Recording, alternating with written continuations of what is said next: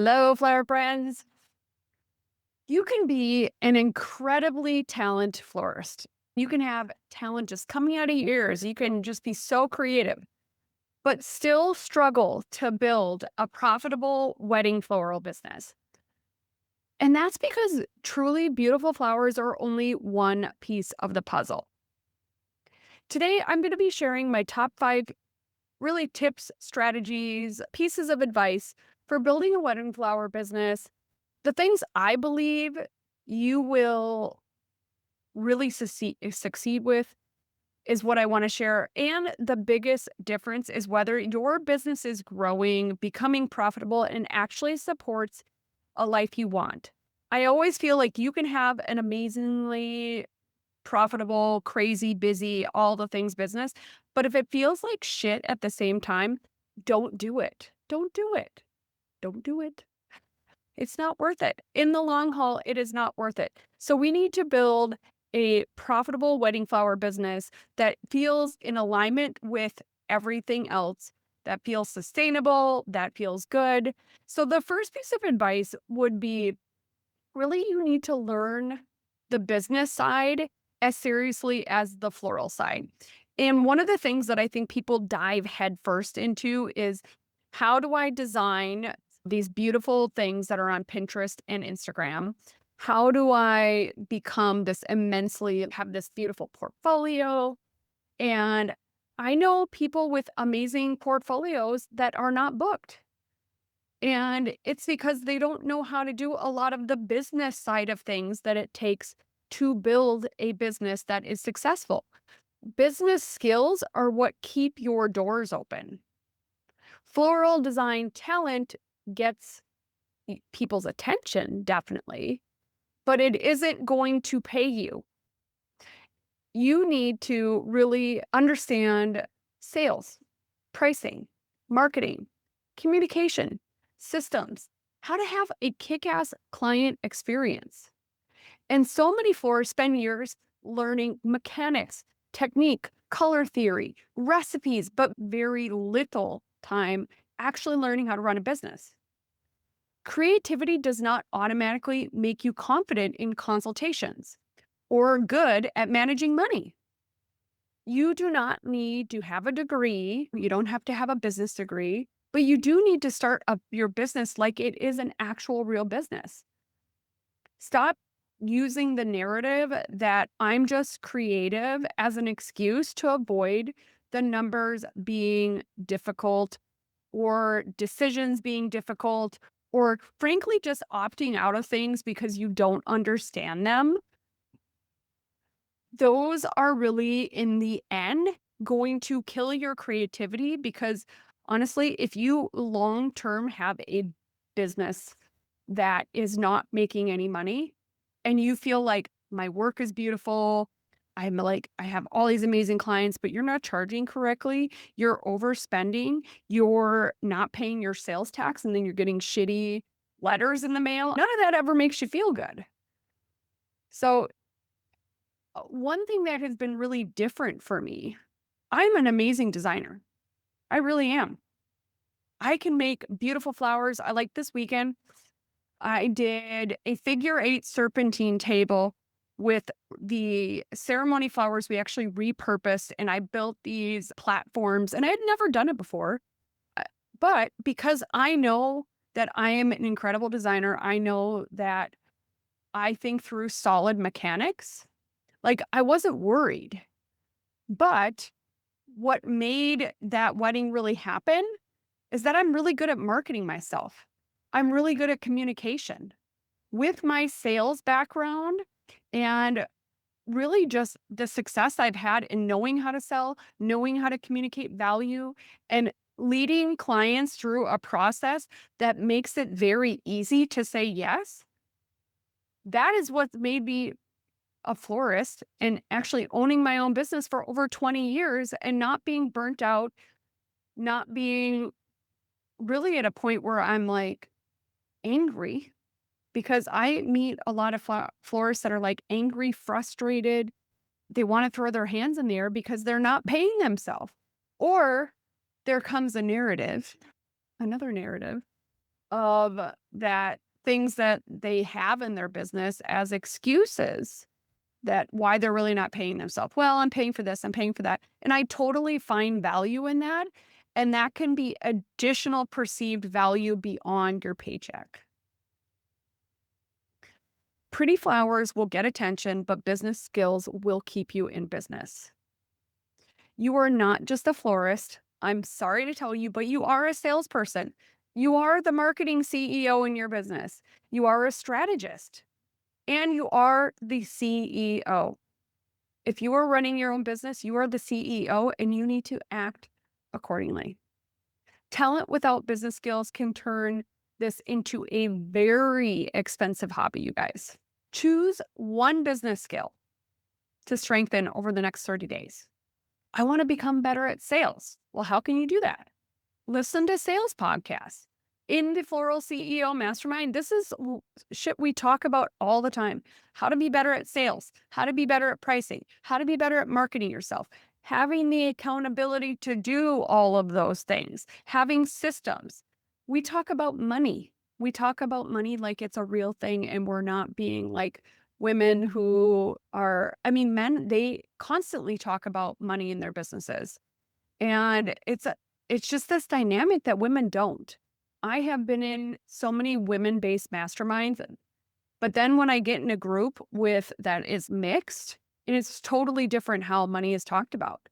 And I personally want to change that narrative that we talk about money. If you're getting perceived value out of your business, do you actually know what that is? Can you go through and figure out? I think my perceived value, if I step back and look at my car is in the business name and the insurance for the building on our property is in the business name, and I pay for my pottery classes because I'm making vessels, you guys. I keep pretty good track because I have QuickBooks and I can do all those things. My garden is part of my business, all of those things. I have a $65,000 perceived additional value in my business because I've actually sat down and looked at it, and because I find value in actually understanding what's going on with all the details. And I am grateful for not only what I pay myself, but for that perceived value that I get to pay myself as well. You deserve to work on one skill. You need to make time to work on one skill. You need to make space to work on one skill. And if you don't know where to even get started, please go check out floralceo.com/mastermind. It will change your business. It will change your life. I swear to God. Okay. Number two, know your numbers and actually what you're doing from a number standpoint before you start chasing big revenue. Revenue can look really impressive while a business is actually quietly losing money. So, revenue is not the same as profit, which a lot of times when I'm talking to somebody and we're building out what they want to pay themselves, $100,000 is often a magical number. But to pay yourself $100,000, you're going to have a substantially larger business based on what your profit margins are, based on what your operating expenses are. That is really something that is very specific to that florist because that depends on the space that you're working out of, the flower options that you have locally, the type of business that you have, the staffing that you might need to staff said business, etc.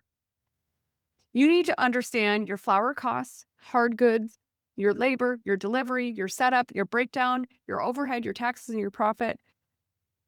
Because I know florists that I've been there. I was the florist that had 125,000 or 125 weddings in one year and made no money. I basically made no money because I was working full time. I paid a bunch of people. I undercharged. I overbought because I was so worried that about having enough flowers because I really didn't truly understand what it took to pull that off. And it just was, I mean, it like crashed and burned. So understanding those things and really tuning those things before you go, I want to have a $400,000 business. How about we like execute $50,000 worth of events or weddings or whatever you are doing in your business so that we really understand the numbers. We understand how many hydrangeas it takes to do a big centerpiece. We understand what it takes from a labor standpoint to pull off these big, huge events. A fully booked calendar does not mean you have a financially healthy business, you guys.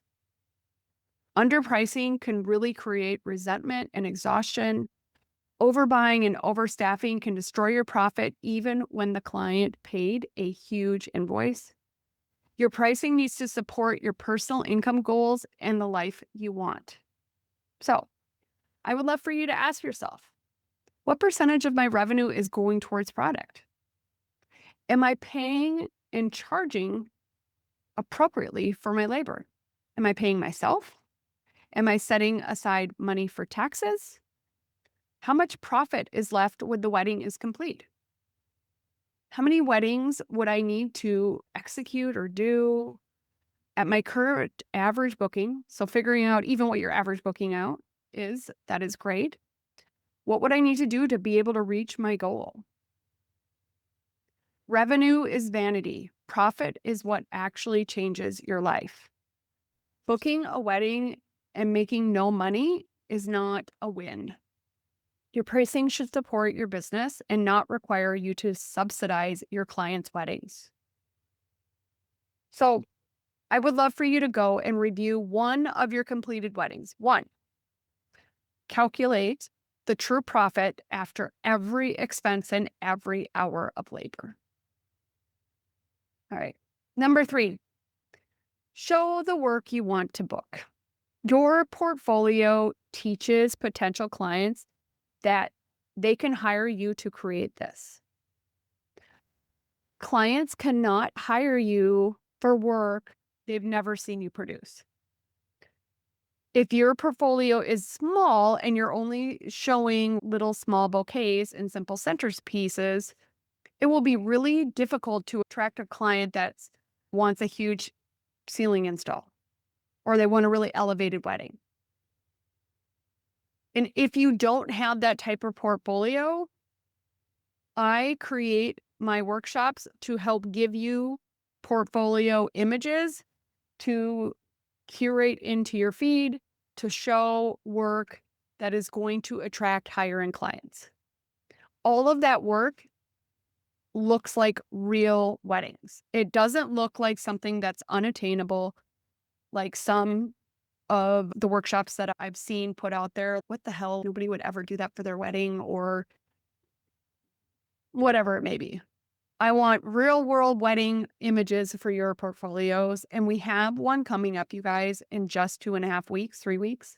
The Floral Rockstar Retreat has 2 styled shoots and 2 opportunities for you to get images that are completely different from each other. This is a game changer for your portfolio to have 2 sets of images, and go check it out at floralceo.com/workshop.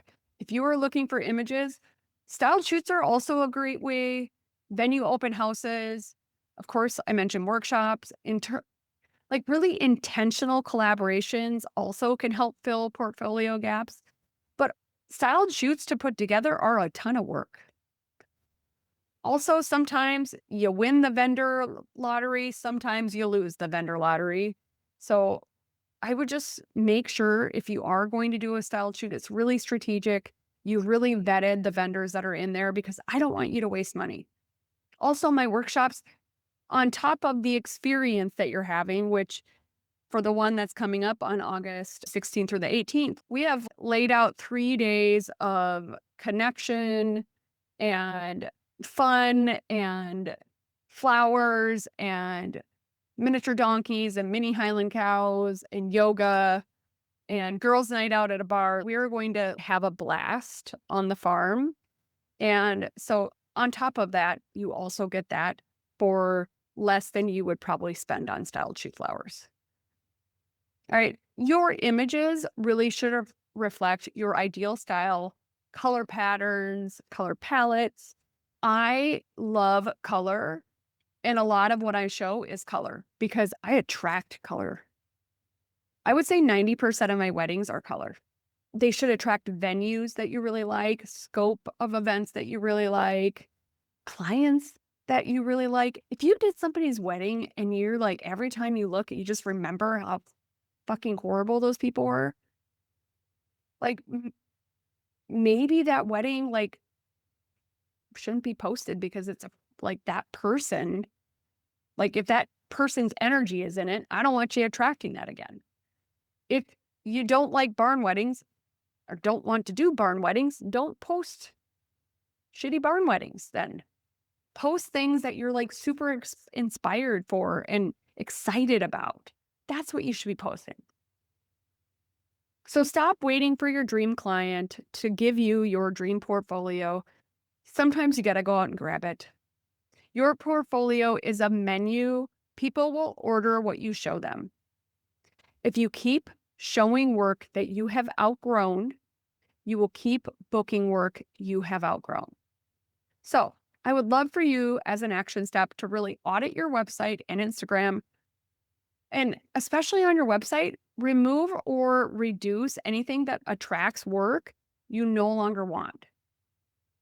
Then identify one missing type of image you want to create and fill that in. If you need more in your portfolio, figure out an action plan. I am already planning out next year's installation rockstar workshop that's going to be in March at Essence Event Center in St. Paul, Minnesota. And then we will be having our business bouquets and branding, which you leave with an absolutely stunning portfolio of images of you with flowers because you get a mini branding session that is top notch. And so if you are looking for a way to build this and want to build a plan, those are coming up. And then my last workshop of this year, of course, is coming up in just a few weeks away. And I'd love to hang out with you. All right. The next thing is building relationships before you need the referrals and building relationships with people not expecting something.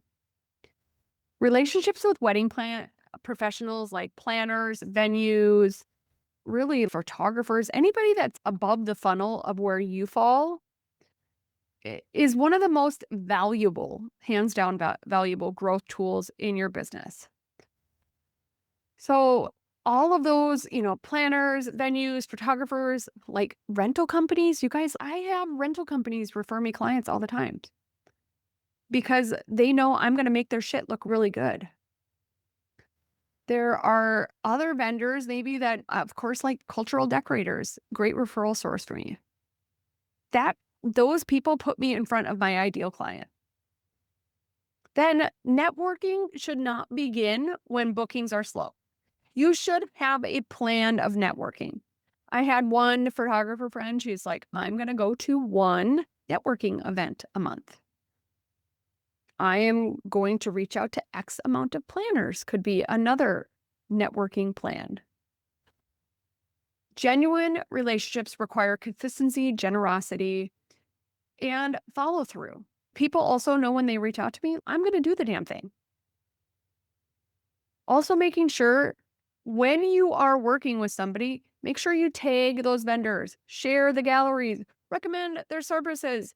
I have a process where I ask in my consultations if somebody has a planner. And if they don't, I recommend them getting one. And I recommend specific planners based on that person's individual wedding needs. And then stay in touch, not only when you need something, check in. How are you? How are things? Attend industry events. Mingle.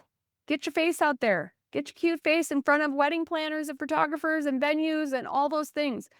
You need to be in public to do that sometimes, which sucks. But I was just at the Minnesota Bride. They have like a best of announcing the top people who are working in the industry and just really celebrating our industry. And they do that simultaneously with a new issue release. And I saw a ton of people I haven't seen in a long time. Those are the things that are needle movers in your business. Your reputation behind the scenes matters as much as your finished flowers. Be a florist who is easy to work with, communicates well, solves problems, and makes the entire team look good. This weekend at the wedding that I did, the rental company, there was so much stuff, you guys. I actually think it was too much stuff. I'm just throwing it out there. It was kind of crazy how many candles were on the table, and especially in 90-degree heat. The tables were so full. There were so many items, and then they were moving chairs and doing all these things. And I just went up to them and I was like, we're waiting for them to get their shit together. And I have a team of people there. And I was like, how can I help? How can I help make this better for you? How can I help get this done? And that's the kind of vendor partner that I am. If you hire me and you're like, something's going wrong, I'm going to help you. I don't care if it's bringing salads out or something. I would do it to help somebody that I really enjoy working with. Because one strong planner can literally mean multiple ideal weddings over several years. Over actually this specific planner who I absolutely love working with this group, 7 weddings in the last 6 months, you guys. Your reputation behind the scenes matters so much.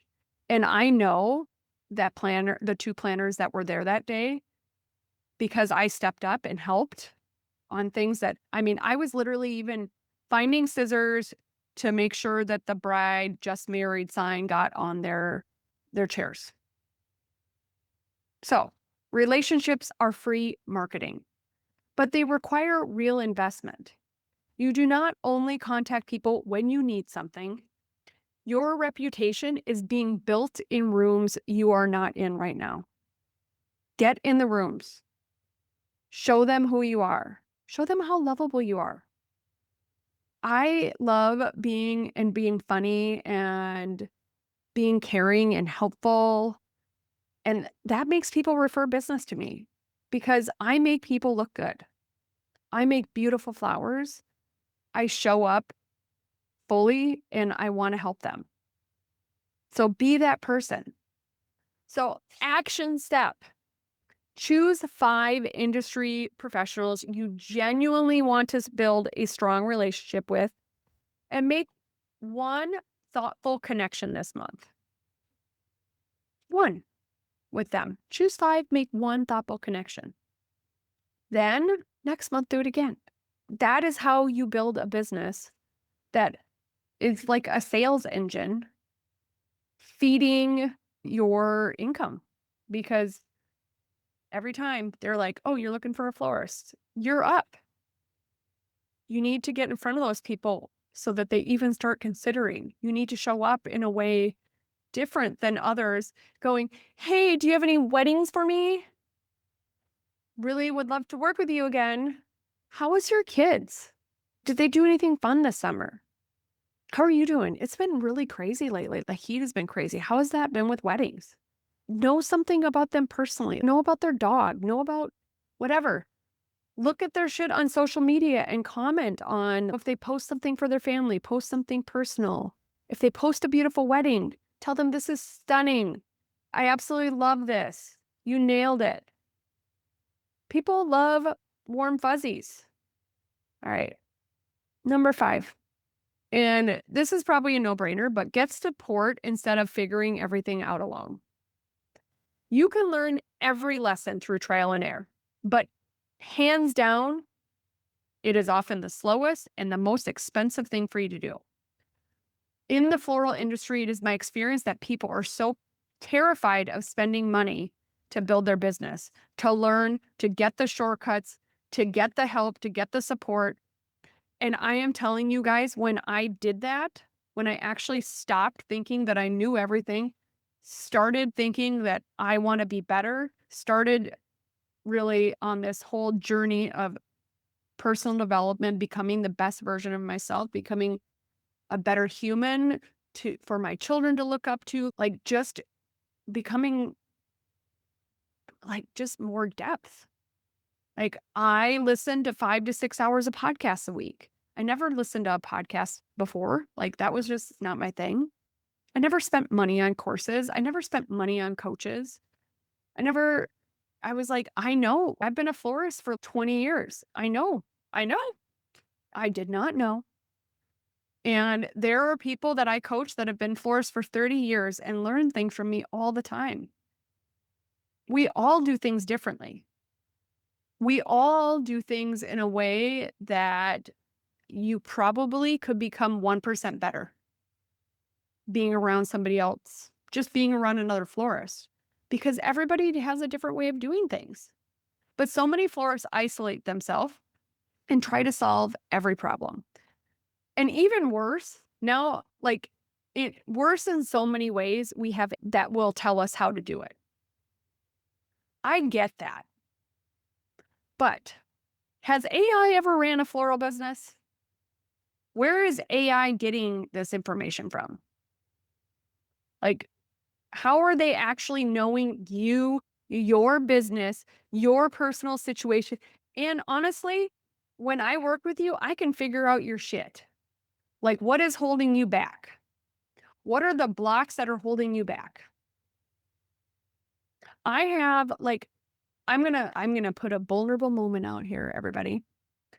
I suck at sending emails, but I know that is the most effective way to get my messaging out there and everything. And what's funny is I was talking about this in the mastermind that I am paying over $1,000 a month to be in, you guys. And I was talking about how I'm scared. And the person leading the mastermind was asking me questions. And someone I know that has gone to my workshops that I deeply love, but they have unsubscribed and marked my emails as spam. For some reason, it took me back that somebody that I actually love marked my email as spam. It totally mentally fucked me about sending emails. And so they told me, and actually I sent an email today, you guys, about the workshop because it's not very far away and I only have a few spots left. And I am planning things. I mean, I'm custom making all these things with people's names on it and all these things like the gift totes, the we're having these cute little herb-based pots for one of the things and like all the things. I'm doing all these things that have people name on it. The sooner I know people's names, also more helpful. And they told me not to look at the opens, sends, unsubscribes, or everything. And then I fucking did it again. I went and looked. And then somebody marked it, who actually the same person, so I'm really confused on how they got an email, marked it as spam. And I'm like, I can't look or I got to get over it somehow. But like, I am going to go back to my mastermind and like, I got to figure out a way to get past this because I know that I can help more people if I email them because so many people live in their email and would maybe even aren't on social media or don't get two and two or don't they're listening to their podcasts and driving when I'm talking about how I can help them or like when I'm just trying to add value. Like I try to add so much value in general, but like I need to get through that. I don't know everything. I know why I'm blocked because I'm like, there's a million things that I could impact that I already know, but I don't know how to fix that exact thing. But I guarantee somebody in that mastermind does. So I'm going to go and search for help. AI can't tell me how to fix that. I need to figure out with people who have been there, had the same feelings, the same issues, go through the same things as me. I need their advice. So coaching, mentoring, education, community, like I can usually tell the blind spots in somebody's business that are difficult for them to even see. It is really hard when you're in your own business and I'm in my own business. So that's why I know I need help on this one issue. If I wanted to figure out how to sell something, I could totally do that. There's nothing blocking me that. But this one thing is outside of my comfy zone. Maybe that for you is knowing how to market my business, showing up on Instagram. I can do a video on the gram. It doesn't bother me one bit. I that bothers so many people. Somebody else might be the perfect conduit for you to figure out something that's going on in your business. And maybe that's not me, but maybe that's another podcast. Maybe that's another business coach. Maybe that is a course. Maybe that is like a speaking group. I don't know what it is for you, but there might be something that you can put together. And often it is not AI that's going to fix our problem. Being around florists who are growing changes what you believe is possible. I know that I'd never really done any personal development, and I've told this story before, but I went to Holly Chapel's farm, and there was Gabriella, I think it's Salazar or whatever from Mexico, absolutely beautiful work. Passion flower stew was there. Holly was there. And I like just felt, God, I have been keeping myself so small because being around people that were at that level, I'm like, they're not any different than me. All of those things that they know, I know, and I could teach and share to somebody. And maybe how I share it is going to be different. And then I started just getting braver and being like, why am I not sharing the things that I know? I mean, I've done 1,700 weddings. I've done more than that now. 1,700 weddings of learning. I have over 17 years of sales experience. I have sold so many. I used to sell when I sold cars, you guys, which that is a very niche-y thing and a very sales thing. I mean, I sold 250 of them a year for years. I have sold so many things that I am really good at sales. And what's funny is at Minnesota Bride, Tim Thornburg, who often does the video at my workshops, is actually doing the video at the workshop coming up. He introduced me to somebody and said, if you ever have a sales problem, and this is a photographer, videographer, Jeni will help you figure it out. I can tell her an issue that I'm running into with a client, and she knows exactly what to do to fix it, which was like such a huge compliment.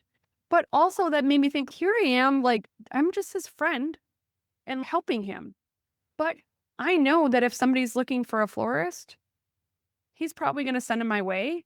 But also that just really solidified, he could probably ask ChatGPT, what do I do with this client?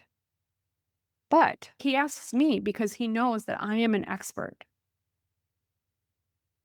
So you can learn everything the hard way, but you do not have to learn it the hard way. There are people and resources out there to help you. And for me, I often spend money. I could struggle through this email thing for years, and I have been struggling with it for a while, ever since the initial thing happened. But I don't have to, and I don't want to. So what is that thing? What is your email thing? Like my email thing right now. What is that thing? How could you figure out how to fix that thing? What is making you doubt yourself? What is making you feel like you don't know how to market yourself? You don't understand sales. You don't know how to get customers. You don't know how to do whatever. Like, how could you take one of those things and figure it out? Sometimes the most expensive decision is refusing to invest in support. Proximity to people who are taking action also changes you. Being in this mastermind, they do wins every single time.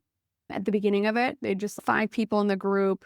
Like, what are some quick wins? And I announced a huge podcast milestone that I had hit, and the in the chat, it was like lighting up, like congratulations, because I hit 100,000 downloads on my podcast, and like everybody's like, you're crushing it. That's amazing. I can't wait till I get to that. And like, I've been working hard and consistent on that to get there. And it just made me feel like all that work, like, here are people that I look up to, many of them, and here are people like cheering me on. Like, I did a good job.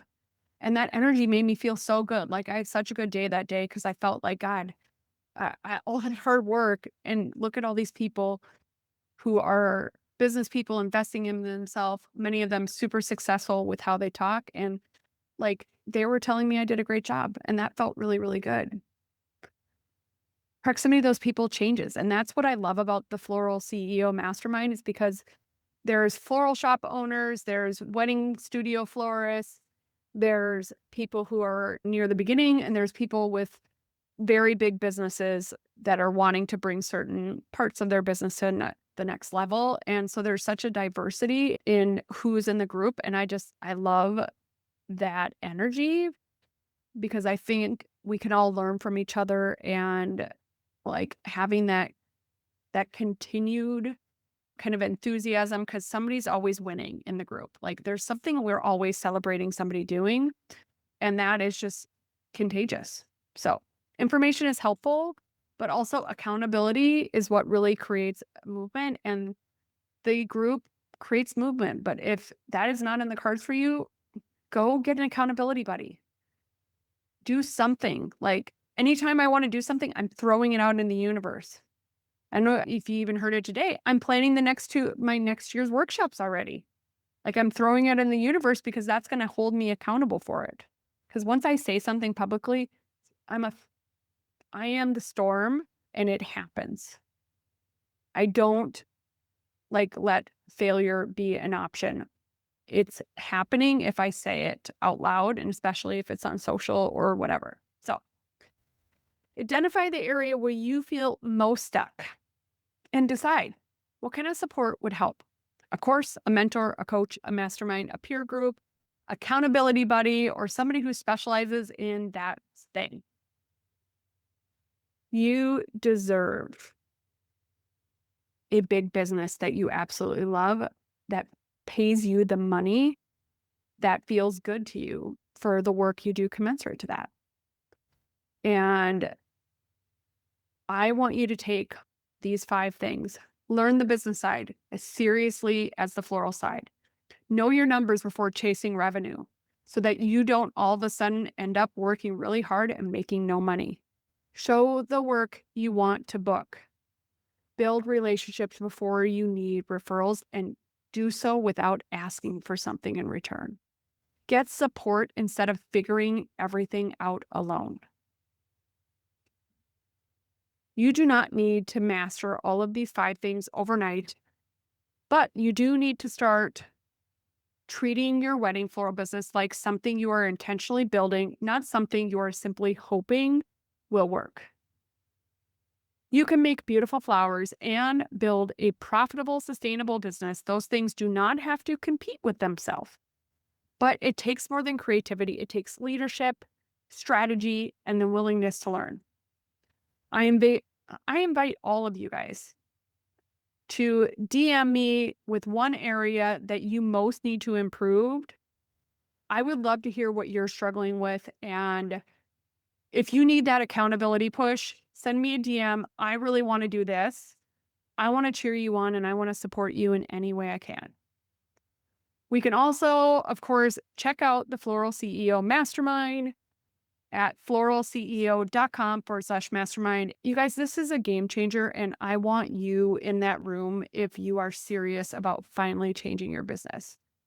If you know you need support with pricing, sales, visibility, systems, or becoming a stronger CEO, that is exactly what we work on in the Floral CEO Mastermind. It is hands down the most supportive container out in the florist world, and I would love to see you in there. Thank you so much for listening, flower friends, and you have an amazing flower-filled day.